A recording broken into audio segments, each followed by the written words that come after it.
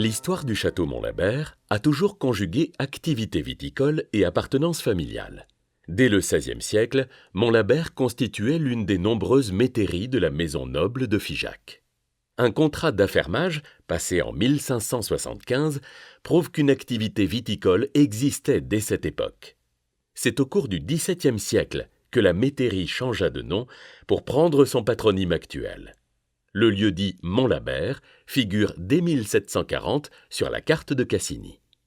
C'est au cours de ce siècle que la famille Decazes acquiert la propriété.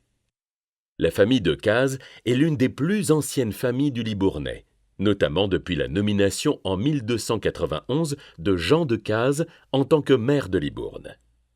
Les différents membres de cette famille occupèrent pendant près de 5 siècles les premières charges municipales de la ville. Jean-Michel Decazes devint en 1750 le nouveau propriétaire de la métairie de Montlabert. Il associa même son nom de famille à celui de la propriété, devenant Jean-Michel Decazes-Montlabert. C'est quelques décennies plus tard, vers la fin du XVIIIe siècle, que la chartreuse actuelle fut édifiée, probablement par Thomas Decazes, propriétaire jusqu'en 1805. La demeure familiale a conservé depuis sa façade néoclassique en pierre de taille, ses huisseries originales ou encore ses cheminées anciennes.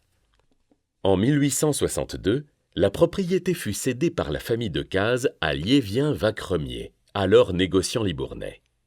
Il développa le commerce avec les pays du Nord, et particulièrement la région de la Flandre, dans laquelle le négociant avait su donner au cru une haute réputation.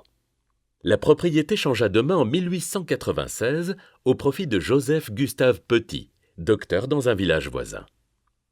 Pendant cette période, la production de vin doubla pour atteindre 35 tonneaux en 1935. Les vins de la propriété étaient distribués à l'international, notamment en Belgique et en Allemagne, grâce aux négociants de la place de Bordeaux tels que Deluse ou encore Blanchy.